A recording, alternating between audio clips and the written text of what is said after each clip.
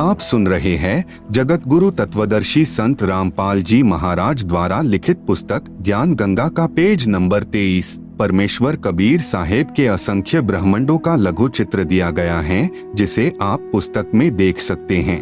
आप सुन रहे हैं जगत गुरु तत्वदर्शी संत रामपाल जी महाराज द्वारा लिखित पुस्तक ज्ञान गंगा का पेज नंबर 24। जैसे गृह मंत्रालय के दस्तावेजों पर हस्ताक्षर करेंगे तो अपने को गृह मंत्री लिखेंगे, वहाँ उसी व्यक्ति के हस्ताक्षर की शक्ति कम होती है। इसी प्रकार कबीर परमेश्वर यानी कबीरदेव की रोशनी में अंतर भिन्न भिन्न लोकों में होता जाता है। ठीक इसी प्रकार पूर्ण परमात्मा कबीरदेव यानी कबीर परमेश्वर ने नीचे के 3 और लोकों यानी अगम लोक, अलख लोक, सतलोक की रचना शब्द यानी वचन से की। यही पूर्ण ब्रह्म परमात्मा कबीरदेव यानी कबीर परमेश्वर ही अगम लोक में प्रकट हुआ तथा कबीरदेव यानी कबीर परमेश्वर अगम लोक का भी स्वामी है तथा वहाँ इनका उपमात्मक यानी पदवी का नाम अगम पुरुष अर्थात अगम प्रभु है। इसी अगम प्रभु का मानव सदृश शरीर बहुत तेजोमय है, जिसके एक रोम यानी शरीर के एक बाल की रोशनी खरब सूर्य की रोशनी से भी अधिक है।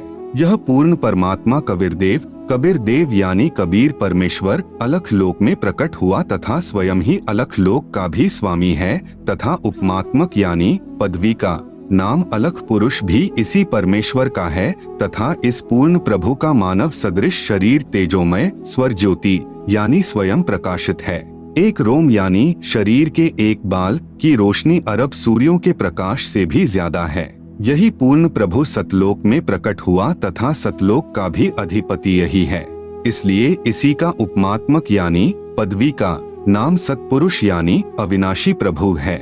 इसी का नाम अकाल मूर्ति, शब्द स्वरूपी राम, पूर्ण ब्रह्म, परम अक्षर ब्रह्म आदि हैं। इसी सतपुरुष कबीरदेव यानी कबीर प्रभु का मानव सदृश शरीर तेजोमय है, जिसके एक रोम यानी शरीर के बाल का प्रकाश करोड़ सूर्यों तथा इतने ही चंद्रमाओं के प्रकाश से भी अधिक है। इस कबीरदेव यानी कबीर प्रभु ने सतपुरुष रूप में प्रकट होकर सतलोक में विराजमान होकर प्रथम सतलोक में अन्य रचना की। एक शब्द यानी वचन से 16 द्वीपों की रचना की, फिर 16 शब्दों से 16 पुत्रों की उत्पत्ति की।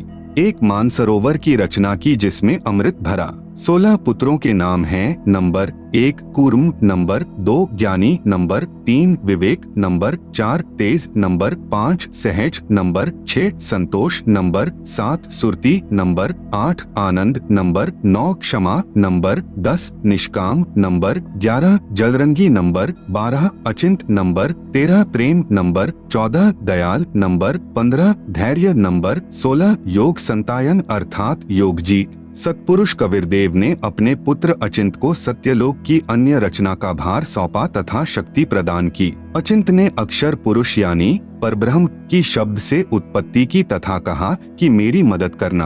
अक्षर पुरुष स्नान करने मानसरोवर पर गया, वहाँ आनंद आया तथा सो गया, लंबे समय तक बाहर नहीं आया। आप सुन रहे हैं जगत गुरु तत्वदर्शी संत रामपाल जी महाराज द्वारा लिखित पुस्तक ज्ञान गंगा का पेज नंबर 25। तब अचिंत की प्रार्थना पर अक्षर पुरुष को नींद से जगाने के लिए कबीरदेव यानी कबीर परमेश्वर ने उसी मानसरोवर से कुछ अमृत जल लेकर एक अंडा बनाया तथा उस अंडे में एक आत्मा प्रवेश की तथा अंडे को मानसरोवर के अमृत जल में छोड़ा। अंडे की गड़गड़ाहट से अक्षर पुरुष की निंद्रा भंग हुई। उसने अंडे को क्रोध से देखा, जिस कारण से अंडे के 2 भाग हो गए। उसमें से ज्योति निरंजन यानी क्षर पुरुष निकला, जो आगे चलकर काल कहलाया। इसका वास्तविक नाम कैल है। तब सतपुरुष यानी कबीरदेव ने आकाशवाणी की कि आप दोनों बाहर आओ तथा अचिंत के द्वीप में रहो। आज्ञा पाकर अक्षर पुरुष तथा अक्षर पुरुष यानी कैल दोनों अचिंत के द्वीप में रहने लगे। बच्चों की नालायकी उन्हीं को दिखाई कि कहीं फिर प्रभुता की तरफ न बन जाए, क्योंकि समर्थ बिन कार्य सफल नहीं होता। फिर पूर्ण धनी कबीरदेव ने सर्व रचना स्वयं की। अपनी शब्द शक्ति से एक राजेश्वरी यानी राष्ट्रीय शक्ति उत्पन्न की, जिससे सर्व ब्रह्मांडों को स्थापित किया। इसी को पराशक्ति परानंदनी भी कहते हैं। पूर्ण ब्रह्म ने सर्व आत्माओं को अपने ही अंदर से अपनी वचन शक्ति से अपने मानव शरीर सदृश उत्पन्न किया। प्रत्येक हंस आत्मा का परमात्मा जैसा ही शरीर रचा, जिसका तेज 16 सूर्यों जैसा मानव सदृश ही है। परंतु परमेश्वर के शरीर के एक रोमकूप का प्रकाश करोड़ों सूर्यों से भी ज्यादा है। बहुत समय उपरांत क्षर पुरुष यानी ज्योति निरंजन ने सोचा कि हम तीनों यानी अचिंत, अक्षर पुरुष, क्षर पुरुष एक द्वीप में रह रहे हैं तथा अन्य एक द्वीप में रह रहे हैं। मैं भी साधना करके अलग द्वीप प्राप्त करूंगा। उसने ऐसा विचार करके एक पैर पर खड़ा होकर 70 युग तक तप किया। आत्माएं काल के जाल में कैसे फंसी, विशेष जब ब्रह्म यानी ज्योति निरंजन तप कर रहा था। हम सभी आत्माएं जो आज ज्योति निरंजन के 21 ब्रह्मांडों में रहते हैं, इसकी साधना पर आसक्त हो गए तथा हृदय से इसे चाहने लगे। अपने सुखदायी प्रभु सत्य पुरुष से विमुख हो गए, जिस कारण से पतिव्रता पद से गिर गए। पूर्ण प्रभु के बार बार सावधान करने पर भी हमारी आसक्ति क्षर पुरुष से नहीं हटी। यही प्रभाव आज भी काल सृष्टि में विद्यमान है।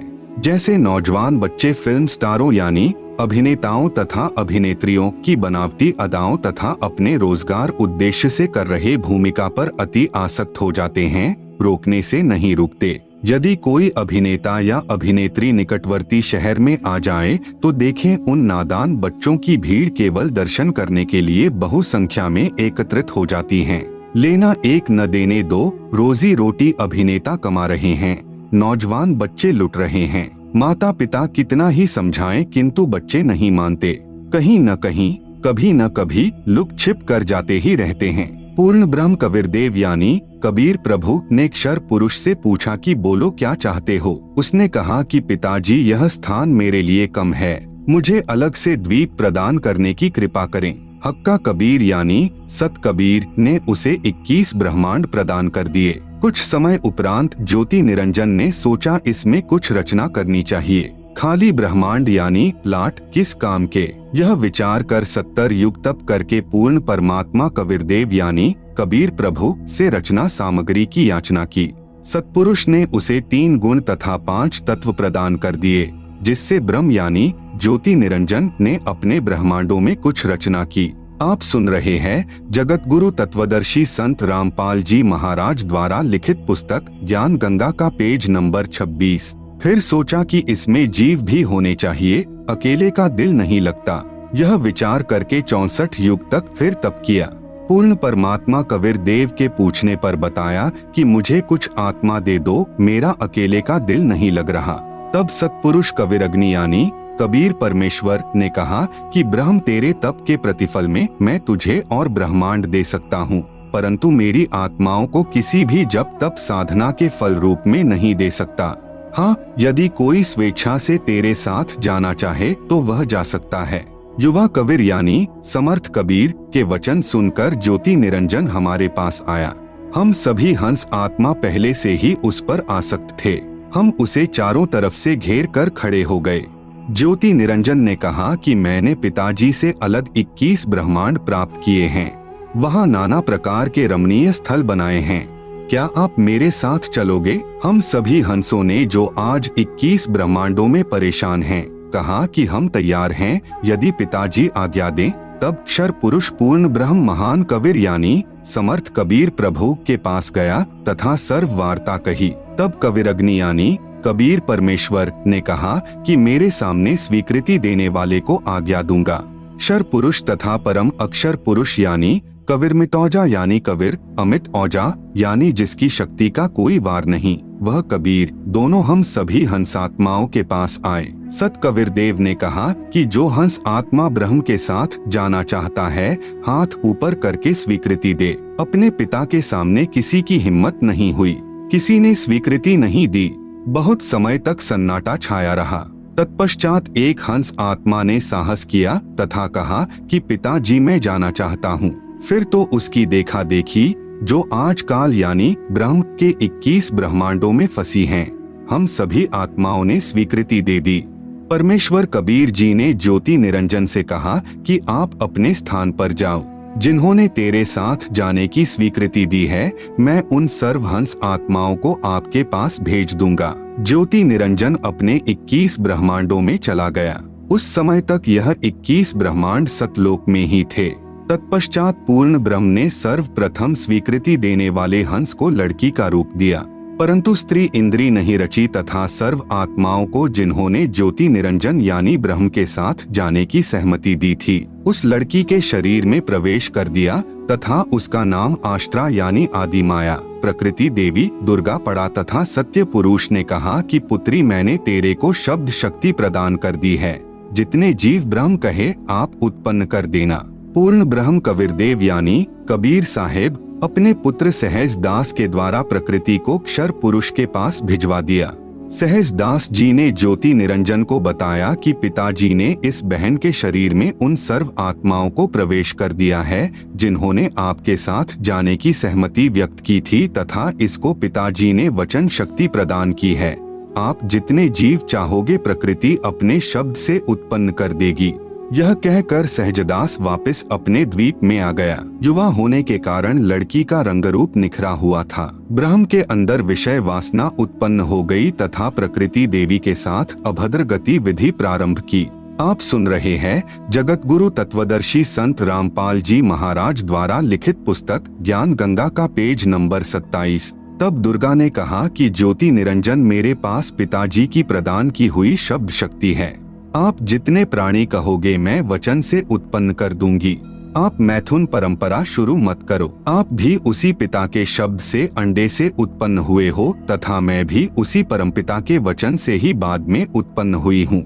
आप मेरे बड़े भाई हो। बहन भाई का यह योग महापाप का कारण बनेगा। परंतु ज्योति निरंजन ने प्रकृति देवी की एक भी प्रार्थना नहीं सुनी तथा अपनी शब्द शक्ति द्वारा नाखूनों से स्त्री इंद्री यानी भग प्रकृति को लगा दी तथा बलात्कार करने की ठानी। उसी समय दुर्गा ने अपनी इज्जत रक्षा के लिए कोई और चारा न देख सूक्ष्म रूप बनाया तथा ज्योति निरंजन के खुले मुख के द्वारा पेट में प्रवेश करके पूर्ण ब्रह्म कबीरदेव से अपनी रक्षा के लिए याचना की। उसी समय कबीरदेव यानी कबीरदेव अपने पुत्र योग संतायन अर्थात जोगजीत का रूप बनाकर वहां प्रकट हुए तथा कन्या को ब्रह्म के उदर से बाहर निकाला तथा कहा कि ज्योति निरंजन आज से तेरा नाम काल होगा। तेरे जन्म मृत्यु होते रहेंगे, इसीलिए तेरा नाम क्षर पुरुष होगा तथा 1 लाख मानव शरीरधारी प्राणियों को प्रतिदिन खाया करेगा व 1.25 लाख उत्पन्न किया करेगा। आप दोनों को 21 ब्रह्मांड सहित निष्कासित किया जाता है। इतना कहते ही 21 ब्रह्मांड विमान की तरह चल पड़े। सहज दास के द्वीप के पास से होते हुए सतलोक से 16 शंख कोस यानी 1 कोस लगभग 3 किलोमीटर का होता है की दूरी पर आकर रुक गए। विशेष विवरण अब तक 3 शक्तियों का विवरण आया है। नंबर 1 पूर्ण ब्रह्म जिसे अन्य उपमात्मक नामों से भी जाना जाता है जैसे सतपुरुष अकाल पुरुष शब्द स्वरूपी राम परम अक्षर ब्रह्म पुरुष आदि। यह पूर्ण ब्रह्म असंख्य ब्रह्मांडों का स्वामी है तथा वास्तव में अविनाशी है। नंबर 2 परब्रह्म जिसे अक्षर पुरुष भी कहा जाता है। यह वास्तव में अविनाशी नहीं है। यह 7 शंख ब्रह्मांडों का स्वामी है। नंबर 3 ब्रह्म जिसे ज्योति निरंजन काल कैल शर पुरुष तथा धर्मराय आदि नामों से जाना जाता है जो केवल 21 ब्रह्मांड का स्वामी है। अब आगे इसी ब्रह्म यानी काल की सृष्टि के एक ब्रह्मांड का परिचय दिया जाएगा जिसमें 3 और नाम आपके पढ़ने में आएंगे, ब्रह्मा विष्णु तथा शिव। जगत गुरु तत्वदर्शी संत रामपाल जी महाराज द्वारा लिखित पुस्तक ज्ञान गंगा का पेज नंबर 28 पर एक ब्रह्मांड का लघु चित्र दिया गया है जिसे आप पुस्तक में देख सकते हैं। आप सुन रहे हैं जगत गुरु तत्वदर्शी संत रामपाल जी महाराज द्वारा लिखित पुस्तक ज्ञान गंगा का पेज नंबर 29। ब्रह्म तथा ब्रह्मा में भेद। एक ब्रह्मांड में बने सर्वोपरि स्थान पर ब्रह्म यानी क्षर पुरुष स्वयं 3 गुप्त स्थानों की रचना करके ब्रह्मा विष्णु तथा शिव रूप में रहता है तथा अपनी पत्नी प्रकृति यानी दुर्गा के सहयोग से 3 पुत्रों की उत्पत्ति करता है। उनके नाम भी ब्रह्मा विष्णु तथा शिव ही रखता है। जो ब्रह्म का पुत्र ब्रह्मा है वह एक ब्रह्मांड में केवल 3 लोकों यानी पृथ्वी लोक स्वर्ग लोक तथा पाताल लोक में एक रजोगुण विभाग का मंत्री यानी स्वामी है। इसे त्रिलोकीय ब्रह्मा कहा है तथा ब्रह्म जो ब्रह्मलोक में ब्रह्मा रूप में रहता है उसे महाब्रह्मा व ब्रह्मलोकीय ब्रह्मा कहा है। इसी ब्रह्म यानी काल को सदाशिव महाशिव महाविष्णु भी कहा है। श्री विष्णु पुराण में प्रमाण चतुर्थ अंश अध्याय 1 पृष्ठ 230-231 पर श्री ब्रह्मा जी ने कहा, जिस अजन्मा सर्वमय विधाता परमेश्वर का आदि मध्य अंत स्वरूप स्वभाव और सार हम नहीं जान पाते। श्लोक 83। जो मेरा रूप धारण कर संसार की रचना करता है, स्थिति के समय जो पुरुष रूप है तथा जो रुद्र रूप से विश्व का ग्रास कर जाता है, अनंत रूप से संपूर्ण जगत को धारण करता है। श्लोक 86। श्री ब्रह्मा जी, श्री विष्णु जी व श्री शिव जी की उत्पत्ति काल यानी ब्रह्म ने प्रकृति यानी दुर्गा से कहा कि अब मेरा कौन क्या बिगाड़ेगा, मनमानी करूंगा। प्रकृति ने फिर प्रार्थना की कि आप कुछ शर्म करो, प्रथम तो आप मेरे बड़े भाई हो, क्योंकि उसी पूर्ण परमात्मा यानी कबीरदेव की वचन शक्ति से आपकी यानी ब्रह्म की अंडे से उत्पत्ति हुई तथा बाद में मेरी उत्पत्ति उसी परमेश्वर के वचन से हुई है। दूसरे, मैं आपके पेट से बाहर निकली हूँ, मैं आपकी बेटी हुई तथा आप मेरे पिता हुए। इन पवित्र नातों में बिगाड़ करना महापाप होगा। मेरे पास पिता की प्रदान की हुई शब्द शक्ति है। जितने प्राणी आप कहोगे मैं वचन से उत्पन्न कर दूंगी। ज्योति निरंजन ने दुर्गा की एक भी विनय नहीं सुनी तथा कहा कि मुझे जो सजा मिलनी थी मिल गई, मुझे सतलोक से निष्कासित कर दिया, अब मनमानी करूंगा। यह कहकर काल पुरुष यानी शर पुरुष ने प्रकृति के साथ जबरदस्ती शादी की तथा 3 पुत्रों यानी रजगुण युक्त ब्रह्मा जी, सतगुण युक्त विष्णु जी तथा तमगुण युक्त शिव शंकर जी की उत्पत्ति की। जवान होने तक तीनों पुत्रों को दुर्गा के द्वारा अचेत करवा देता है। फिर युवा होने पर श्री ब्रह्मा जी को कमल के फूल पर, श्री विष्णु जी को शेष नाग की शया पर तथा श्री शिव जी को कैलाश पर्वत पर सचेत करके इकट्ठे कर देता है। तत्पश्चात प्रकृति यानी दुर्गा ने इन तीनों का विवाह कर दिया जाता है। काल ब्रह्म के आदेश से प्रकृति देवी ने तीनों एक ब्रह्मांड में 3 लोकों यानी स्वर्ग लोक, पृथ्वी लोक तथा पाताल लोक में एक एक विभाग के मंत्री यानी प्रभु नियुक्त कर देता है। जैसे श्री ब्रह्मा जी को रजोगुण विभाग का तथा विष्णु जी को सत्तोगुण विभाग का तथा श्री शिव शंकर जी को तमोगुण विभाग का प्रभु बनाया तथा काल ब्रह्म स्वयं गुप्त यानी महाब्रह्मा, महाविष्णु, महाशिव रूप से मुख्य मंत्री पद को संभालता है। एक ब्रह्मांड में एक ब्रह्मलोक की रचना की है। आप सुन रहे हैं जगत गुरु तत्वदर्शी संत रामपाल जी महाराज द्वारा लिखित पुस्तक ज्ञान गंगा का पेज नंबर 30। उसी में 3 गुप्त स्थान बनाए हैं। एक रजोगुण प्रधान स्थान है जहाँ पर यह ब्रह्म यानी काल स्वयं महाब्रह्मा मुख्यमंत्री रूप में रहता है तथा अपनी पत्नी दुर्गा को महासावित्री रूप में रखता है। इन दोनों के संयोग से जो पुत्र इस स्थान पर उत्पन्न होता है वह स्वतः ही रजोगुणी बन जाता है। दूसरा स्थान सतोगुण प्रधान स्थान बनाया है। वहाँ पर यह क्षर पुरुष स्वयं महाविष्णु रूप बनाकर रहता है तथा अपनी पत्नी दुर्गा को महालक्ष्मी रूप में रखकर जो पुत्र उत्पन्न करता है उसका नाम विष्णु रखता है। वह बालक सतोगुण युक्त होता है तथा तीसरा इसी काल ने वहीं पर एक तमोगुण प्रधान क्षेत्र बनाया है। उसमें यह स्वयं सदाशिव रूप बनाकर रहता है तथा अपनी पत्नी दुर्गा को महापार्वती रूप में रखता है। इन दोनों के पति पत्नी व्यवहार से जो पुत्र उत्पन्न होता है उसका नाम शिव रख देते हैं तथा तमोगुण युक्त कर देते हैं। प्रमाण के लिए देखें पवित्र श्री शिव महापुराण विधवेश्वर संहिता पृष्ठ 24-26 जिसमें ब्रह्मा, विष्णु, रुद्र तथा महेश्वर से अन्य सदाशिव है तथा रुद्र संहिता अध्याय 6 तथा 7-9 पृष्ठ नंबर 100 से 105 तथा 110 पर अनुवाद करता श्री हनुमान प्रसाद पोद्दार गीता प्रेस गोरखपुर से प्रकाशित तथा पवित्र श्रीमद् देवी महापुराण तीसरा स्कंद अध्याय 1 से 5 पृष्ठ नंबर 114 से 123 तक गीता प्रेस गोरखपुर से प्रकाशित। अनुवादक श्री हनुमान प्रसाद पोद्दार चिमन लाल गोस्वामी। फिर इन्हीं को धोखे में रखकर अपने खाने के लिए जीवों की उत्पत्ति श्री ब्रह्मा जी द्वारा तथा स्थिति एक दूसरे को मोह ममता में रखकर काल जाल में रखना श्री विष्णु जी से तथा सहार, क्योंकि काल पुरुष को शापवश 1 लाख मानव शरीर धारी प्राणियों के सूक्ष्म शरीर से मैल निकाल कर खाना होता है। उसके लिए 21वें ब्रह्मांड में एक तप्तशिला है जो स्वतः गर्म रहती है, उस पर गर्म करके मैल पिघला कर खाता है। जीव मरते नहीं परंतु कष्ट असहनीय होता है। फिर प्राणियों को कर्म आधार पर अन्य शरीर प्रदान करता है। श्री शिव जी द्वारा करवाता है। जैसे किसी मकान में 3 कमरे बने हों, एक कमरे में अश्लील चित्र लगे हों, उस कमरे में जाते ही मन में वैसे ही मलिन विचार उत्पन्न हो जाते हैं। दूसरे कमरे में साधु संतों भक्तों के चित्र लगे हों तो मन में अच्छे विचार प्रभु का चिंतन ही बना रहता है। तीसरे कमरे में देश भक्तों व शहीदों के चित्र लगे हों तो मन में वैसे ही जोशीले विचार उत्पन्न हो जाते हैं। ठीक इसी प्रकार ब्रह्म यानी काल ने अपनी सूझबूझ से उपरोक्त तीनों गुण प्रधान स्थानों की रचना की हुई है। तीनों गुण क्या हैं? प्रमाण सहित तीनों गुण रजगुण ब्रह्मा जी, सतगुण विष्णु जी, तमगुण शिव जी हैं।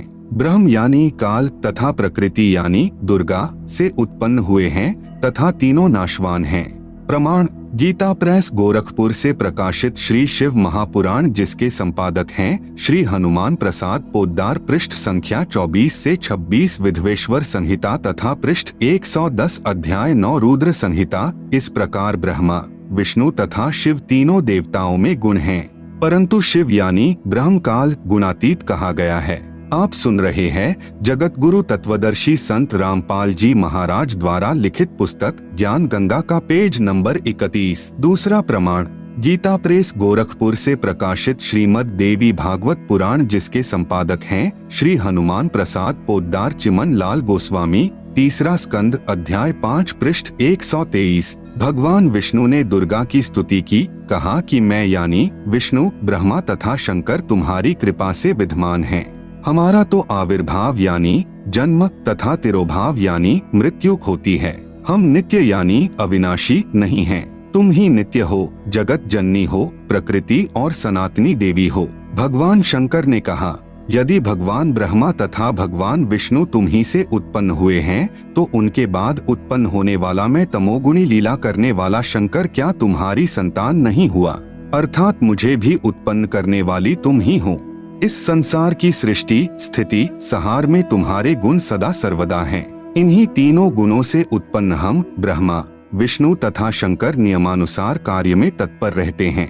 उपरोक्त यह विवरण केवल हिंदी में अनुवादित श्री देवी महापुराण से है, जिसमें कुछ तथ्यों को छुपाया गया है। इसलिए यही प्रमाण देखें श्रीमद्देवी भागवत महापुराण सभाष्टिकम संहात्यम, खेमराज श्री कृष्णदास प्रकाशन, मुंबई। इसमें संस्कृत सहित हिंदी अनुवाद किया है।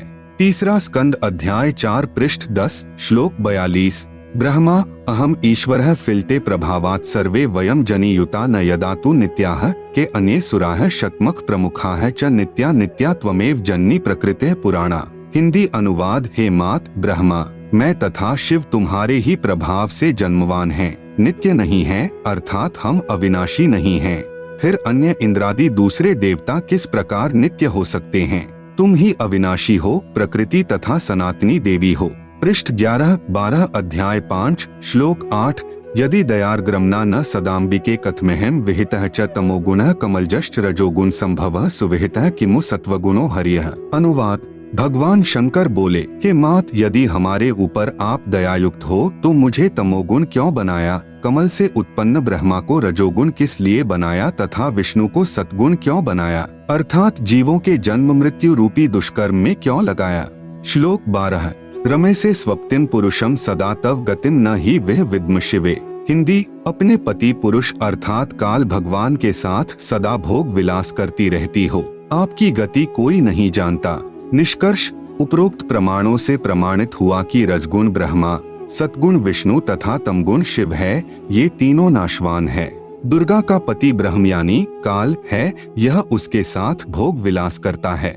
यह भी सिद्ध हुआ कि दुर्गा तथा ब्रह्म यानी काल भी साकार हैं।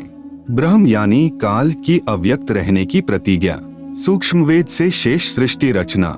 तीनों पुत्रों की उत्पत्ति के पश्चात ब्रह्म ने अपनी पत्नी दुर्गा यानी प्रकृति से कहा, मैं प्रतिज्ञा करता हूँ कि भविष्य में मैं किसी को अपने वास्तविक रूप में दर्शन नहीं दूंगा। आप सुन रहे हैं जगत गुरु तत्वदर्शी संत रामपाल जी महाराज द्वारा लिखित पुस्तक ज्ञान गंगा का पेज नंबर 32। जिस कारण से मैं अव्यक्त माना जाऊंगा।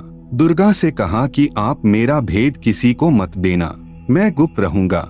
दुर्गा ने पूछा कि क्या आप अपने पुत्रों को भी दर्शन नहीं दोगे? ब्रह्म ने कहा, मैं अपने पुत्रों को तथा अन्य को किसी भी साधना से दर्शन नहीं दूंगा। यह मेरा अटल नियम रहेगा। दुर्गा ने कहा, यह तो आपका उत्तम नियम नहीं है जो आप अपनी संतान से भी छुपे रहोगे। तब काल ने कहा, दुर्गा मेरी विवशता है, मुझे 1,00,000 मानव शरीरधारी प्राणियों का आहार करने का श्राप लगा है। यदि मेरे पुत्रों यानी ब्रह्मा, विष्णु, महेश को पता लग गया तो ये उत्पत्ति, स्थिति तथा संहार का कार्य नहीं करेंगे। इसलिए यह मेरा अनुत्तम नियम सदा रहेगा। जब ये तीनों कुछ बड़े हो जाएं, तो इन्हें अचेत कर देना, मेरे विषय में नहीं बताना, नहीं तो मैं तुझे भी दंड दूंगा। दुर्गा इस डर के मारे वास्तविकता नहीं बताती। प्रमाण, इसीलिए गीता अध्याय 7 श्लोक 24 में कहा है कि यह बुद्धिहीन जन समुदाय मेरे अनुत्तम नियम से अपरिचित हैं कि मैं कभी भी किसी के सामने प्रकट नहीं होता, अपनी योग माया से छुपा रहता हूँ। इसलिए मुझ अव्यक्त को मनुष्य रूप में आया हुआ अर्थात कृष्ण मानते हैं। अबुद्धयः यानी बुद्धिहीन, मम यानी मेरे, अनुत्तमम यानी अनुत्तम अर्थात घटिया, अव्ययम यानी अविनाशी, परम भावम यानी विशेष भाव को, अजानन्तः यानी न जानते हुए, माम अव्यक्तम यानी मुझ अव्यक्त को, व्यक्तिम यानी मनुष्य रूप में, आपन्नम यानी आया, मन्यन्ते यानी मानते हैं अर्थात मैं कृष्ण नहीं हूँ। गीता अध्याय 7 श्लोक 24, गीता अध्याय 11 श्लोक 47 तथा 48 में कहा है कि यह मेरा वास्तविक काल रूप है। इसके दर्शन अर्थात ब्रह्म प्राप्ति न वेदों में वर्णित विधि से, न जप से, न तप से तथा न किसी क्रिया से हो सकती है। जब तीनों बच्चे युवा हो गए तब माता भवानी यानी प्रकृति अष्टंगी ने कहा कि तुम सागर मंथन करो। प्रथम बार सागर मंथन किया तो ज्योति निरंजन ने अपने श्वासों द्वारा 4 वेद उत्पन्न किए। उनको गुप्त वाणी द्वारा आज्ञा दी कि सागर में निवास करो। 4 वेद निकले, वह ब्रह्मा ने लिए। वस्तु लेकर तीनों बच्चे माता के पास आए। तब माता ने कहा कि 4 वेदों को ब्रह्मा रखे व पढ़े। नोट, वास्तव में पूर्ण ब्रह्म ने ब्रह्म अर्थात काल को 5 वेद प्रदान किए थे, लेकिन ब्रह्म ने केवल 4 वेदों को प्रकट किया, 5वां वेद छुपा दिया, जो पूर्ण परमात्मा ने स्वयं प्रकट होकर कबीरगिरभीह अर्थात कबीरवाणी यानी कबीर वाणी द्वारा लोकोक्तियों व दोहों के माध्यम से प्रकट किया है। दूसरी बार सागर मंथन किया तो 3 कन्याएं मिली। माता ने तीनों को बांट दिया। प्रकृति यानी दुर्गा ने अपने ही अन्य 3 रूप यानी सावित्री, लक्ष्मी तथा पार्वती धारण किए तथा समुद्र में छुपा दी। सागर मंथन के समय बाहर आ गई। वही प्रकृति 3 रूप हुई तथा भगवान ब्रह्मा को सावित्री, भगवान विष्णु को लक्ष्मी, भगवान शंकर को पार्वती पत्नी रूप में दी। तीनों ने भोग विलास किया। सुर तथा असुर दोनों पैदा हुए। आप सुन रहे हैं जगत गुरु तत्वदर्शी संत रामपाल जी महाराज द्वारा लिखित पुस्तक ज्ञान गंगा का पेज नंबर 33। जब तीसरी बार सागर मंथन किया तो 14 रत्न ब्रह्मा को तथा अमृत विष्णु को व देवताओं को, मध यानी शराब असुरों को तथा विष परमार्थ शिव ने अपने कंठ में ठहराया। यह तो बहुत बाद की बात है। जब ब्रह्मा वेद पढ़ने लगा तो पता चला कि कोई सर्व ब्रह्मांडों की रचना करने वाला कुल का मालिक पुरुष यानी प्रभु और है।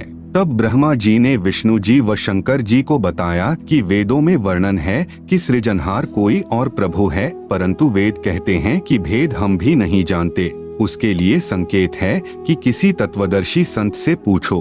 तब ब्रह्मा माता के पास आया और सब वृतांत कह सुनाया। माता कहा करती थी कि मेरे अतिरिक्त और कोई नहीं है, मैं ही करता हूँ, मैं ही सर्वशक्तिमान हूँ। परंतु ब्रह्मा ने कहा कि वेद ईश्वर कृत हैं, यह झूठ नहीं हो सकते। दुर्गा ने कहा कि तेरा पिता तुझे दर्शन नहीं देगा, उसने प्रतिज्ञा की हुई है। तब ब्रह्मा ने कहा, माता जी अब आपकी बात पर अविश्वास हो गया है, मैं उस पुरुष यानी प्रभु का पता लगाकर ही रहूंगा। दुर्गा ने कहा कि यदि वह तुझे दर्शन नहीं देगा तो तुम क्या करोगे? ब्रह्मा ने कहा कि मैं आपको शक्ल नहीं दिखाऊंगा। दूसरी तरफ ज्योति निरंजन ने कसम खाई है कि मैं अव्यक्त रहूंगा, किसी को दर्शन नहीं दूंगा, अर्थात 21 ब्रह्मांड में कभी भी अपने वास्तविक काल रूप में आकार में नहीं आऊंगा। गीता अध्याय नंबर 7 का श्लोक नंबर 24। अव्यक्तम व्यक्तिम आपन्नम मन्यन्ते माम अबुद्धयः परम भावम अजानन्तः मम अव्ययम अनुत्तमम। अनुवाद, अबुद्धयः यानी बुद्धिहीन लोग, मम यानी मेरे, अनुत्तमम यानी अश्रेष्ठ, अव्ययम यानी अटल, परम यानी परम, भावम यानी भाव को, अजानन्तः यानी न जानते हुए, अव्यक्तम यानी अदृश्यमान, माम यानी मुझे, काल को, व्यक्तिम यानी नर रूप आकार में, कृष्ण आपन्नम यानी प्राप्त हुआ, मन्यन्ते यानी मानते हैं। गीता अध्याय नंबर 7 का श्लोक नंबर 25। न अहम प्रकाशः सर्वस्य योगमाया स्मावृतः मूढ़ः अयम न अभिजानाति लोकः माम अजम अव्ययम। अनुवाद: अहम यानी मैं, योगमाया स्मावृतः यानी योगमाया से छिपा हुआ, सर्वस्य यानी सबके, प्रकाशः यानी प्रत्यक्ष, न यानी नहीं होता अर्थात अदृश्य अर्थात अव्यक्त रहता हूँ इसलिए, अजम यानी जन्म न लेने वाले, अव्ययम यानी अविनाशी अटल भाव को, अयम यानी यह, मूढ़ः यानी अज्ञानी, लोकः यानी जन समुदाय संसार, माम यानी मुझे, न यानी नहीं, अभिजानाति यानी जानता अर्थात मुझको कृष्ण समझता है, क्योंकि ब्रह्म अपनी शब्द शक्ति से अपने नाना रूप बना लेता है। यह दुर्गा का पति है, इसलिए इस मंत्र में कह रहा है कि मैं श्री कृष्ण आदि की तरह दुर्गा से जन्म नहीं लेता।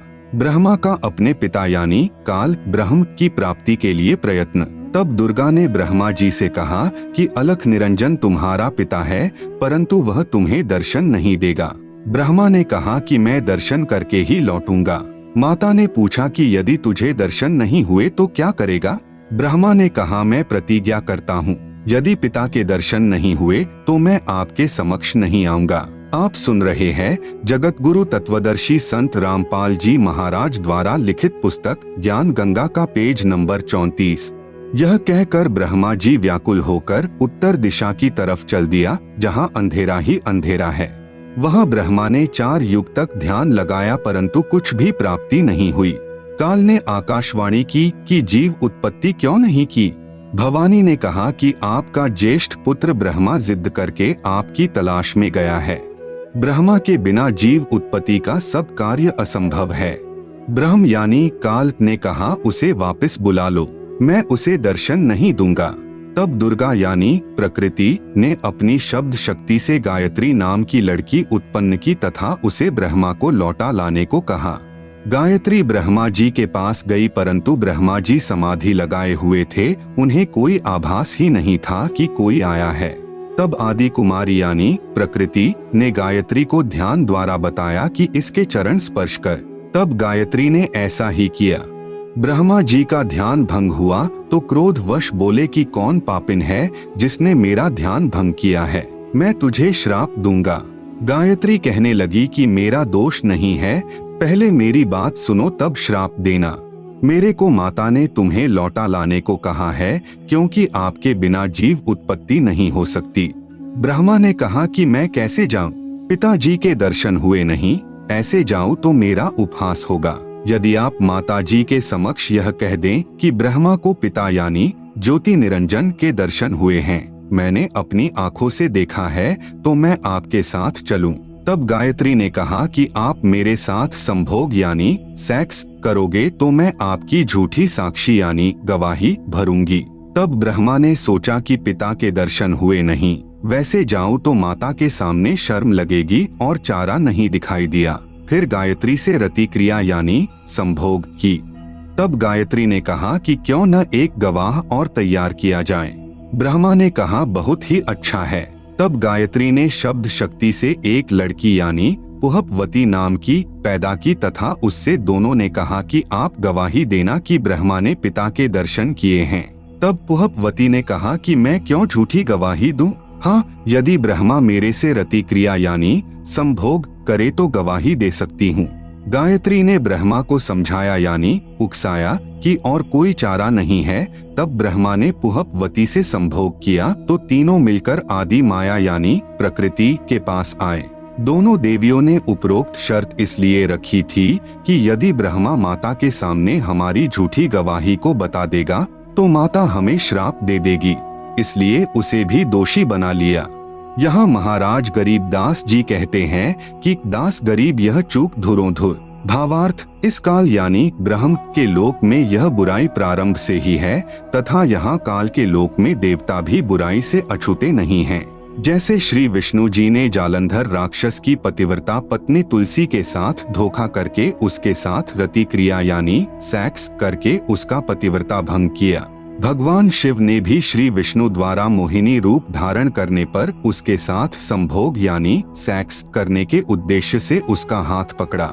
उसी कारण से श्री शिव का शुक्र यानी वीर्य स्खलित हो गया। श्री विष्णु जी अपने वास्तविक रूप में प्रकट हो गए। आप सुन रहे हैं जगत गुरु तत्वदर्शी संत रामपाल जी महाराज द्वारा लिखित पुस्तक ज्ञान गंगा का पेज नंबर 35। माता दुर्गा द्वारा ब्रह्मा को श्राप देना। ब्रह्मा ने वेदों में पढ़ा यजुर्वेद अध्याय 5 मंत्र 1 अग्नेह तनुह असि, जिसका अर्थ है परमेश्वर तेजोमय शरीर युक्त है। विष्णवे त्वा सोमस्य तनुह असि, अर्थ है सर्व का पालन करने के लिए उस अविनाशी परमात्मा का शरीर है। इसलिए ब्रह्मा ने उन दोनों स्त्रियों को समझा दिया था कि तुम कहना कि परमात्मा मानव सदृश तेजोमय शरीर युक्त है। तब माता ने ब्रह्मा से पूछा, क्या तुझे तेरे पिता के दर्शन हुए? ब्रह्मा ने कहा, हाँ मुझे पिता के दर्शन हुए हैं, वह मनुष्य सदृश तेजोमय शरीर युक्त है। दुर्गा ने कहा, साक्षी बता। तब ब्रह्मा ने कहा, इन दोनों के समक्ष साक्षात्कार हुआ है। देवी ने उन दोनों लड़कियों से पूछा, क्या तुम्हारे सामने ब्रह्म का साक्षात्कार हुआ है? तब दोनों ने कहा कि हाँ, हमने अपनी आंखों से देखा है। फिर भवानी यानी प्रकृति को संशय हुआ कि मुझे तो ब्रह्म ने कहा था कि मैं किसी को दर्शन नहीं दूंगा, परंतु ये कहते हैं कि दर्शन हुए हैं। तब अष्टंगी ने ध्यान लगाया और काल ज्योति निरंजन से पूछा कि यह क्या कहानी है। ज्योति निरंजन जी ने कहा कि ये तीनों झूठ बोल रहे हैं। तब माता ने कहा, तुम झूठ बोल रहे हो। आकाशवाणी हुई है कि इन्हें कोई दर्शन नहीं हुए। यह बात सुनकर ब्रह्मा ने कहा कि माता जी, मैं सौगंध खाकर पिता की तलाश करने गया था, परंतु पिता यानी ब्रह्म के दर्शन हुए नहीं। आपके पास आने में शर्म लग रही थी, इसलिए हमने झूठ बोल दिया। तब माता यानी दुर्गा ने कहा कि अब मैं तुम्हें श्राप देती हूँ। ब्रह्मा को श्राप, तेरी पूजा जग में नहीं होगी। आगे तेरे वंशज होंगे, वे बहुत पाखंड करेंगे, झूठी बात बनाकर जग को ठगेंगे। ऊपर से तो कर्म कांड करते दिखाई देंगे, अंदर से विकार करेंगे। कथा पुराणों को पढ़कर सुनाया करेंगे, स्वयं को ज्ञान नहीं होगा कि सद्ग्रंथों में वास्तविकता क्या है। फिर भी मानवश तथा धन प्राप्ति के लिए गुरु बनकर अनुयायियों को लोकवेद यानी शास्त्र विरुद्ध दंत कथा सुनाया करेंगे। देवी देवों की पूजा करके तथा करवा के दूसरों की निंदा करके कष्ट पर कष्ट उठाएंगे। जो उनके अनुयायी होंगे उनको परमार्थ नहीं बताएंगे, दक्षिणा के लिए जगत को गुमराह करते रहेंगे। अपने आप को सबसे श्रेष्ठ मानेंगे, दूसरों को नीचा समझेंगे। जब माता के मुख से यह सुना तो ब्रह्मा मूर्छित होकर जमीन पर गिर गया। बहुत समय उपरांत होश में आया। गायत्री को श्राप, तेरे कई सांड पति होंगे, तू मृतलोक में गाय बनेगी। पुहपवती को श्राप, तेरी जगह गंदगी में होगी, तेरे फूलों को कोई पूजा में नहीं लाएगा। इस झूठी गवाही के कारण तुझे यह नरक भोगना होगा। तेरा नाम केवड़ा केतकी होगा, हरियाणा में कुसोंधी कहते हैं। यह गंदगी यानी कुर्डियों वाली जगह पर होती है। इस प्रकार तीनों को श्राप देकर माता भवानी बहुत पछताई। आप सुन रहे हैं जगत गुरु तत्वदर्शी संत रामपाल जी महाराज द्वारा लिखित पुस्तक ज्ञान गंगा का पेज नंबर 36। इस प्रकार पहले तो जीव बिना सोचे मन यानी काल निरंजन के प्रभाव से गलत कार्य कर देता है, परंतु जब आत्मा यानी सत्पुरुष अंश के प्रभाव से उसे ज्ञान होता है तो पीछे पछताना पड़ता है। जिस प्रकार माता पिता अपने बच्चों को छोटी सी गलती के कारण ताड़ते हैं क्रोधवश होकर, परंतु बाद में बहुत पछताते हैं, यही प्रक्रिया मन यानी काल निरंजन के प्रभाव से सर्व जीवों में क्रियावान हो रही है।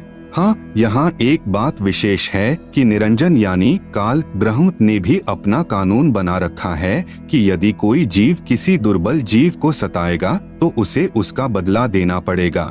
जब आदि भवानी यानी प्रकृति अष्टंगी ने ब्रह्मा गायत्री व पुहपवती को श्राप दिया तो अलख निरंजन यानी ब्रह्मकाल ने कहा कि हे भवानी यानी प्रकृति अष्टंगी, यह आपने अच्छा नहीं किया। अब मैं यानी निरंजन आपको श्राप देता हूँ कि द्वापर युग में तेरे भी 5 पति होंगे। द्रौपदी ही आदिमाया का अवतार हुई है। जब यह आकाशवाणी सुनी तो आदि माया ने कहा कि हे ज्योति निरंजन यानी काल, मैं तेरे वश पड़ी हूँ, जो चाहे सो कर ले। सृष्टि रचना में दुर्गा जी के अन्य नामों का बार बार लिखने का उद्देश्य है कि पुराणों, गीता तथा वेदों में प्रमाण देखते समय भ्रम उत्पन्न नहीं होगा। जैसे गीता अध्याय 14 श्लोक 3-4 में काल ब्रह्म ने कहा है कि प्रकृति तो गर्भ धारण करने वाली सब जीवों की माता है, मैं उसके गर्भ में बीज स्थापित करने वाला पिता हूँ। श्लोक 4 में कहा है कि प्रकृति से उत्पन्न तीनों गुण जीवात्मा को कर्मों के बंधन में बांधते हैं। इस प्रकरण में प्रकृति तो दुर्गा है तथा तीनों गुण तीनों देवता रजगुण ब्रह्मा, सतगुण विष्णु तथा तमगुण शिव के सांकेतिक नाम हैं। विष्णु का अपने पिता यानी काल ब्रह्म की प्राप्ति के लिए प्रस्थान व माता का आशीर्वाद पाना। इसके बाद विष्णु से प्रकृति ने कहा कि पुत्र तू भी अपने पिता का पता लगा ले। तब विष्णु अपने पिताजी काल यानी ब्रह्म का पता करते करते पाताल लोक में चले गए, जहाँ शेषनाग था। उसने विष्णु को अपनी सीमा में प्रविष्ट होते देखकर क्रोधित होकर जहर भरा फुंकारा मारा। उसके विष के प्रभाव से विष्णु जी का रंग सांवला हो गया, जैसे स्प्रे पेंट हो जाता है। तब विष्णु ने चाहा कि इस नाग को मजा चखाना चाहिए। तब ज्योति निरंजन यानी काल ने देखा कि अब विष्णु को शांत करना चाहिए। तब आकाशवाणी हुई कि विष्णु, अब तू अपनी माता जी के पास जा और सत्य सत्य सारा विवरण बता देना तथा जो कष्ट आपको शेषनाग से हुआ है, इसका प्रतिशोध द्वापर युग में लेना। द्वापर युग में आप यानी विष्णु तो कृष्ण अवतार धारण करोगे और कालीदह में कालिंद्री नामक नाग शेषनाग का अवतार होगा। ऊंच होई के नीच सतावे, ताकर ओयल यानी बदला, मोही सो पावे, जो जीव देई पीर पुनि काहू, हम पुनि ओयल दिवावे ताहू। तब विष्णु जी माता जी के पास आए तथा सत्य सत्य कह दिया कि मुझे पिता के दर्शन नहीं हुए। आप सुन रहे हैं जगत गुरु तत्वदर्शी संत रामपाल जी महाराज द्वारा लिखित पुस्तक ज्ञान गंगा का पेज नंबर 37। इस बात से माता यानी प्रकृति बहुत प्रसन्न हुई और कहा कि पुत्र तू सत्यवादी है। अब मैं अपनी शक्ति से तेरे पिता से मिलाती हूँ तथा तेरे मन का संशय खत्म करती हूँ। कबीर देख पुत्र तो ही पिता भीटाऊ, तोरे मन का धोखा मिटाऊ, मन स्वरूप करता कह जानो, मनते दूजा और न मानो। स्वर्ग पाताल दौर मन केरा, मन अस्थिर मन अह अनेरा, निरंकार मन ही को कहिए, मन की आस निश दिन रहिए। देखूं पलटी शून्य मह ज्योति, जहाँ पर झिलमिल झालर होती। इस प्रकार माता यानी अष्टंगी प्रकृति ने विष्णु से कहा कि मन ही जग का करता है, यही ज्योति निरंजन है। ध्यान में जो 1000 ज्योतियां नजर आती हैं, वही उसका रूप है। जो शंख घंटा आदि का बाजा सुना, यह महास्वर्ग में निरंजन का ही बज रहा है। तब माता यानी अष्टंगी प्रकृति ने कहा कि हे पुत्र, तुम सब देवों के सरताज हो और तेरी हर कामना व कार्य मैं पूर्ण करूंगी। तेरी पूजा सर्व जग में होगी।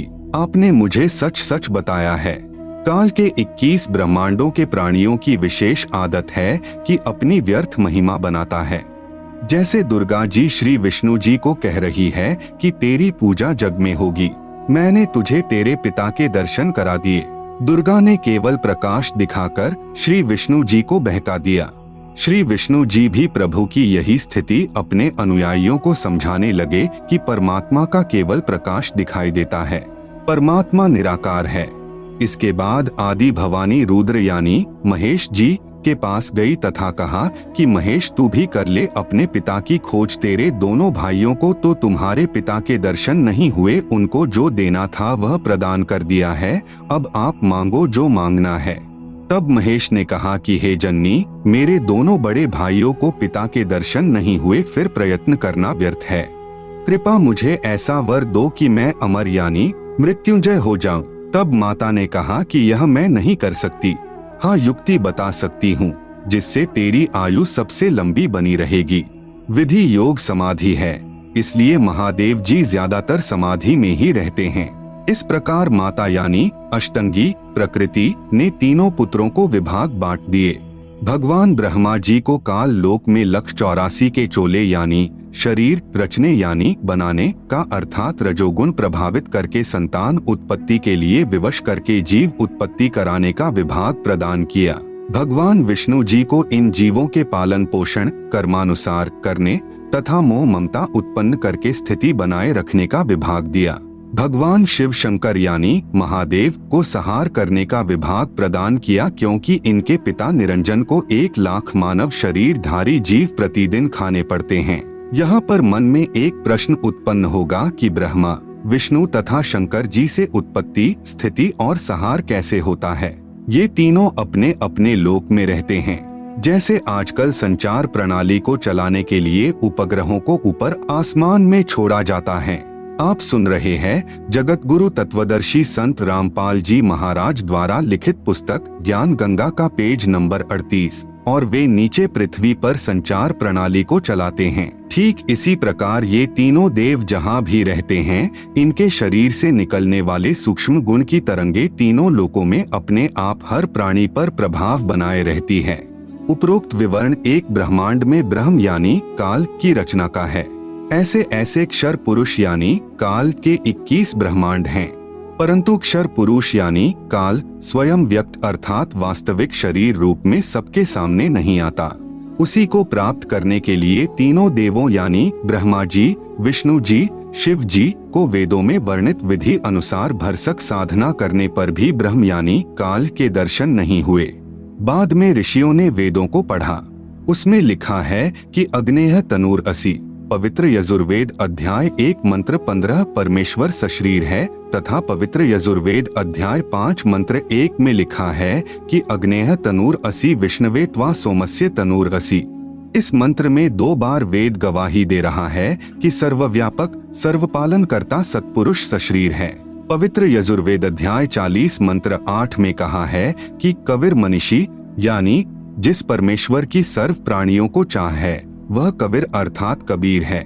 उसका शरीर बिना नाड़ी यानी अस्नाविरम का है। शुक्रम यानी वीर्य से बनी 5 तत्व से बनी भौतिक अकायम यानी काया रहित है। वह सर्व का मालिक सर्वोपरि सत्यलोक में विराजमान है। उस परमेश्वर का तेजपुंज का स्वर ज्योति यानी स्वयं प्रकाशित शरीर है, जो शब्द रूप अर्थात अविनाशी है। वही कबीर देव यानी कबीर परमेश्वर है, जो सर्व ब्रह्मांडों की रचना करने वाला विधाता यानी सर्व ब्रह्मांडों का रचनहार, स्वयंभूः यानी स्वयं प्रकट होने वाला, यथा तथ्य अर्थान यानी वास्तव में, शाश्वत यानी अविनाशी है। गीता अध्याय 15 श्लोक 17 में भी प्रमाण है। भावार्थ है कि पूर्ण ब्रह्म का शरीर का नाम कबीर यानी कबीर देव है। उस परमेश्वर का शरीर नूर तत्व से बना है। परमात्मा का शरीर अति सूक्ष्म है, जो उस साधक को दिखाई देता है जिसकी दिव्य दृष्टि खुल चुकी है। इस प्रकार जीव का भी सूक्ष्म शरीर है, जिसके ऊपर 5 तत्व का खोल यानी कवर अर्थात 5 तत्व की काया चढ़ी होती है, जो माता पिता के संयोग से शुक्रम यानी वीर्य से बनी है। शरीर त्यागने के पश्चात भी जीव का सूक्ष्म शरीर साथ रहता है। वह शरीर उसी साधक को दिखाई देता है जिसकी दिव्य दृष्टि खुल चुकी है। इस प्रकार परमात्मा व जीव की स्थिति को समझें। वेदों में ओम नाम के स्मरण का प्रमाण है, जो केवल ब्रह्म साधना है। इस उद्देश्य से ओम नाम के जाप को पूर्ण ब्रह्म का मानकर ऋषियों ने भी हजारों वर्ष हठ योग करके यानी समाधि लगाकर प्रभु प्राप्ति की चेष्टा की, परंतु प्रभु दर्शन नहीं हुए। सिद्धियां प्राप्त हो गई। उन्हीं सिद्धि रूपी खिलौनों से खेलकर ऋषि भी जन्म मृत्यु के चक्र में ही रह गए तथा अपने अनुभव के शास्त्रों में परमात्मा को निराकार लिख दिया। ब्रह्म यानी काल ने कसम खाई है कि मैं अपने वास्तविक रूप में किसी को दर्शन नहीं दूंगा, मुझे अव्यक्त जाना करेंगे। अव्यक्त का भावार्थ है कि कोई आकार में है परंतु व्यक्तिगत रूप से स्थूल रूप में दर्शन नहीं देता। जैसे आकाश में बादल छा जाने पर दिन के समय सूर्य अदृश्य हो जाता है, वह दृश्यमान नहीं है। आप सुन रहे हैं जगत गुरु तत्वदर्शी संत रामपाल जी महाराज द्वारा लिखित पुस्तक ज्ञान गंगा का पेज नंबर 39। परंतु वास्तव में बादलों के पार ज्यों का त्यों है। इस अवस्था को अव्यक्त कहते हैं। प्रमाण के लिए गीता अध्याय 7 श्लोक 24, 25 अध्याय 11 श्लोक 48 तथा 32। पवित्र गीता जी बोलने वाला ब्रह्म यानी काल श्री कृष्ण जी के शरीर में प्रेतवत प्रवेश करके कह रहा है कि अर्जुन मैं बढ़ा हुआ काल हूँ और सर्व को खाने के लिए आया हूँ। गीता अध्याय 11 का श्लोक नंबर 32। यह मेरा वास्तविक रूप है। इसको तेरे अतिरिक्त न तो कोई पहले देख सका तथा न कोई आगे देख सकता है, अर्थात वेदों में वर्णित यज्ञ, जप, तप तथा ओम नाम आदि की विधि से मेरे इस वास्तविक स्वरूप के दर्शन नहीं हो सकते। गीता अध्याय 11 श्लोक नंबर 48। मैं कृष्ण नहीं हूँ। ये मूर्ख लोग कृष्ण रूप में मुझ अव्यक्त को व्यक्त यानी मनुष्य रूप मान रहे हैं, क्योंकि ये मेरे घटिया नियम से अपरिचित हैं कि मैं कभी वास्तविक इस काल रूप में सबके सामने नहीं आता, अपनी योग माया से छुपा रहता हूँ। गीता अध्याय 7 श्लोक नंबर 24-25। विचार करें, अपने छुपे रहने वाले विधान को स्वयं अश्रेष्ठ यानी अनुत्तम क्यों कह रहे हैं? यदि पिता अपनी संतान को भी दर्शन नहीं देता तो उसमें कोई त्रुटि है जिस कारण से छुपा है तथा सुविधाएं भी प्रदान कर रहा है। काल यानी ब्रह्म को श्रापवश 1,00,000 मानव शरीरधारी प्राणियों का आहार करना पड़ता है तथा 25% प्रतिदिन जो ज्यादा उत्पन्न होते हैं उन्हें ठिकाने लगाने के लिए तथा कर्म भोग का दंड देने के लिए 84 लाख योनियों की रचना की हुई है। यदि सबके सामने बैठकर किसी की पुत्री, किसी की पत्नी, किसी के पुत्र माता पिता को खाएगा तो सर्व को ब्रह्म से घृणा हो जाए तथा जब भी कभी पूर्ण परमात्मा कविरग्नि यानी कबीर परमेश्वर स्वयं आए या अपना कोई संदेशवाहक यानी दूत भेजे तो सर्व प्राणी सत्य भक्ति करके काल के जाल से निकल जाएं।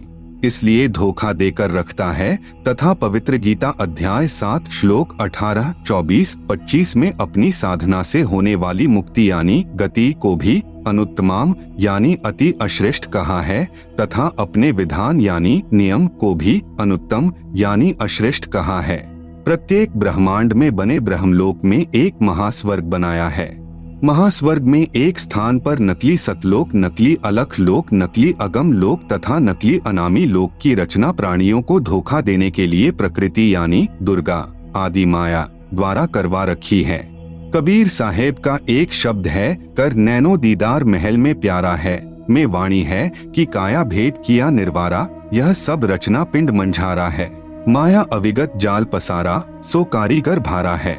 आदि माया किन्ही चतुराई, झूठी बाजी पिंड दिखाई, अविगत रचना रची अंड माही वाका प्रतिबिंबदारा है। एक ब्रह्मांड में अन्य लोकों की भी रचना है, जैसे श्री ब्रह्मा जी का लोक, श्री विष्णु जी का लोक, श्री शिव जी का लोक, जहाँ पर बैठकर तीनों प्रभु नीचे के 3 लोकों यानी स्वर्गलोक अर्थात इंद्र का लोक, पृथ्वी लोक तथा पाताल लोक पर एक विभाग के मालिक बनकर प्रभुता करते हैं। जगत गुरु तत्वदर्शी संत रामपाल जी महाराज द्वारा लिखित पुस्तक ज्ञान गंगा का पेज नंबर 40 पर ब्रह्म लोक का लघु चित्र तथा पेज नंबर 41 पर ज्योति निरंजन यानी काल ब्रह्म के लोक यानी 21 ब्रह्मांड का लघु चित्र दिया गया है, जिसे आप पुस्तक में देख सकते हैं। आप सुन रहे हैं जगत गुरु तत्वदर्शी संत रामपाल जी महाराज द्वारा लिखित पुस्तक ज्ञान गंगा का पेज नंबर 42 तथा अपने पिता काल के खाने के लिए प्राणियों की उत्पत्ति, स्थिति तथा संहार का कार्यभार संभालते हैं। तीनों प्रभुओं की भी जन्म व मृत्यु होती है, तब काल इन्हें भी खाता है। इसी ब्रह्मांड, इसे अंड भी कहते हैं क्योंकि ब्रह्मांड की बनावट अंडाकार है। इसे पिंड भी कहते हैं क्योंकि शरीर यानी पिंड में एक ब्रह्मांड की रचना कमलों में टीवी की तरह देखी जाती है। में एक मानसरोवर तथा धर्मराय यानी न्यायाधीश का भी लोक है तथा एक गुप्त स्थान पर पूर्ण परमात्मा अन्य रूप धारण करके रहता है, जैसे प्रत्येक देश का राजदूत भवन होता है। वहाँ पर कोई नहीं जा सकता। वहाँ पर वे आत्माएं रहती हैं जिनकी सत्यलोक की भक्ति अधूरी रहती है। जब भक्ति युग आता है तो उस समय परमेश्वर कबीर जी अपना प्रतिनिधि पूर्ण संत सतगुरु भेजते हैं। इन पुण्य आत्माओं को पृथ्वी पर उस समय मानव शरीर प्राप्त होता है तथा ये शीघ्र ही सत भक्ति पर लग जाते हैं तथा सतगुरु से दीक्षा प्राप्त करके पूर्ण मोक्ष प्राप्त कर जाते हैं। उस स्थान पर रहने वाले हंस आत्माओं की निजी भक्ति कमाई खर्च नहीं होती। परमात्मा के भंडार से सर्व सुविधाएं उपलब्ध होती हैं। ब्रह्म यानी काल के उपासकों की भक्ति कमाई स्वर्ग महास्वर्ग में समाप्त हो जाती है, क्योंकि इस काल लोक यानी ब्रह्म लोक तथा परब्रह्म लोक में प्राणियों को अपना किया कर्मफल ही मिलता है। क्षर पुरुष यानी ब्रह्म ने अपने 20 ब्रह्मांडों को 4 महाब्रह्मांडों में विभाजित किया है। एक महाब्रह्मांड में 5 ब्रह्मांडों का समूह बनाया है तथा चारों ओर से अंडाकार गोलाई यानी परिधि में रोका है तथा चारों महाब्रह्मांडों को भी फिर अंडाकार गोलाई यानी परिधि में रोका है। 21वें ब्रह्मांड की रचना एक महाब्रह्मांड जितना स्थान लेकर की है। 21वें ब्रह्मांड में प्रवेश होते ही 3 रास्ते बनाए हैं। 21वें ब्रह्मांड में भी बाईं तरफ नकली सतलोक, नकली अलख लोक, नकली अगम लोक, नकली अनामी लोक की रचना प्राणियों को धोखे में रखने के लिए आदि माया यानी दुर्गा से करवाई है तथा दाईं तरफ 12 सर्वश्रेष्ठ ब्रह्म साधकों यानी भक्तों को रखता है। फिर प्रत्येक युग में उन्हें अपने संदेश वाहक यानी संत सतगुरु बनाकर पृथ्वी पर भेजता है, जो शास्त्र विधि रहित साधना व ज्ञान बताते हैं तथा स्वयं भी भक्तिहीन हो जाते हैं तथा अनुयायियों को भी काल जाल में फंसा जाते हैं। फिर वे गुरुजी तथा अनुयायी दोनों ही नरक में जाते हैं। फिर सामने एक ताला लगा रखा है, वह रास्ता काल यानी ब्रह्म के निज लोक में जाता है, जहाँ पर यह ब्रह्म यानी काल अपने वास्तविक मानव सदृश काल रूप में रहता है। इसी स्थान पर एक पत्थर की टुकड़ी तवे के आकार की यानी चपाती पकाने की लोहे की गोल प्लेट सी होती है, स्वतः गर्म रहती है, जिस पर 1 लाख मानव शरीरधारी प्राणियों के सूक्ष्म शरीर को भूनकर उनमें से गंदगी निकालकर खाता है। उस समय सर्व प्राणी बहुत पीड़ा अनुभव करते हैं तथा हाहाकार मच जाती है। फिर कुछ समय उपरांत वे बेहोश हो जाते हैं। जीव मरता नहीं। फिर धर्मराय के लोक में जाकर कर्माधार से अन्य जन्म प्राप्त करते हैं तथा जन्म मृत्यु का चक्कर बना रहता है। आप सुन रहे हैं जगत गुरु तत्वदर्शी संत रामपाल जी महाराज द्वारा लिखित पुस्तक ज्ञान गंगा का पेज नंबर 43। उपरोक्त सामने लगा ताला ब्रह्म यानी काल केवल अपने आहार वाले प्राणियों के लिए कुछ क्षण के लिए खोलता है। पूर्ण परमात्मा के सत्य नाम व सार नाम से यह ताला स्वयं खुल जाता है। ऐसे काल का जाल पूर्ण परमात्मा कबीरदेव यानी कबीर साहेब ने स्वयं ही अपने निजी भक्त धर्मदास जी को समझाया। परब्रह्म के 7 संख ब्रह्मांडों की स्थापना कबीर परमेश्वर यानी कबीरदेव ने आगे बताया है कि परब्रह्म यानी अक्षर पुरुष ने अपने कार्य में गफलत की, क्योंकि यह मानसरोवर में सो गया तथा जब परमेश्वर यानी मैंने अर्थात कबीर साहेब ने उस सरोवर में अंडा छोड़ा तो अक्षर पुरुष यानी परब्रह्म ने उसे क्रोध से देखा। इन दोनों अपराधों के कारण 7 संख ब्रह्मांडों सहित सतलोक से बाहर कर दिया। अन्य कारण अक्षर पुरुष यानी परब्रह्म अपने साथी ब्रह्म यानी शर पुरुष की विदाई में व्याकुल होकर परमपिता कबीरदेव यानी कबीर परमेश्वर की याद भूलकर उसी को याद करने लगा तथा सोचा कि क्षर पुरुष यानी ब्रह्म तो बहुत आनंद मना रहा होगा, वह स्वतंत्र राज्य करेगा, मैं पीछे रह गया। तथा अन्य कुछ आत्माएं जो परब्रह्म के साथ 7 संख ब्रह्मांडों में जन्म मृत्यु का कर्मदंड भोग रही हैं, उन हंस आत्माओं की विदाई की याद में खो गई जो ब्रह्म यानी काल के साथ 21 ब्रह्मांडों में फंसी हैं तथा पूर्ण परमात्मा सुखदाई कबीरदेव की याद भुला दी। परमेश्वर कबीरदेव के बार बार समझाने पर भी आस्था कम नहीं हुई। परब्रह्म यानी अक्षर पुरुष ने सोचा कि मैं भी अलग स्थान प्राप्त करूं तो अच्छा रहे। यह सोचकर राज्य प्राप्ति की इच्छा से सारनाम का जाप प्रारंभ कर दिया। इसी प्रकार अन्य आत्माओं ने यानी जो परब्रह्म के साथ संख ब्रह्मांडों में फंसी हैं, सोचा कि वे जो ब्रह्म के साथ आत्माएं गई हैं, वे तो वहां मौज मस्ती मनाएंगे, हम पीछे रह गए। परब्रह्म के मन में यह धारणा बनी कि क्षर पुरुष अलग होकर बहुत सुखी होगा। यह विचार कर अंतरात्मा से भिन्न स्थान प्राप्ति की ठान ली। परब्रह्म यानी अक्षर पुरुष ने हठ योग नहीं किया, परंतु केवल अलग राज्य प्राप्ति के लिए सहज ध्यान योग विशेष कसक के साथ करता रहा। अलग स्थान प्राप्त करने के लिए पागलों की तरह विचरने लगा, खाना पीना भी त्याग दिया। अन्य कुछ आत्माएं जो पहले काल ब्रह्म के साथ गई आत्माओं के प्रेम में व्याकुल थी, वे अक्षर पुरुष के वैराग्य पर आसक्त होकर उसे चाहने लगी। पूर्ण प्रभु के पूछने पर परब्रह्म ने अलग स्थान मांगा तथा कुछ हंसात्माओं के लिए भी याचना की। तब कबीरदेव ने कहा कि जो आत्मा आपके साथ स्वेच्छा से जाना चाहें, उन्हें भेज देता हूँ। पूर्ण प्रभु ने पूछा कि कौन हंस आत्मा परब्रह्म के साथ जाना चाहता है, सहमति व्यक्त करे। बहुत समय उपरांत एक हंस ने स्वीकृति दी। फिर देखा देखी उन सर्व आत्माओं ने भी सहमति व्यक्त कर दी। सर्वप्रथम स्वीकृति देने वाले हंस को स्त्री रूप बनाया, उसका नाम ईश्वरी माया यानी प्रकृति सुरती रखा तथा अन्य आत्माओं को उस ईश्वरी माया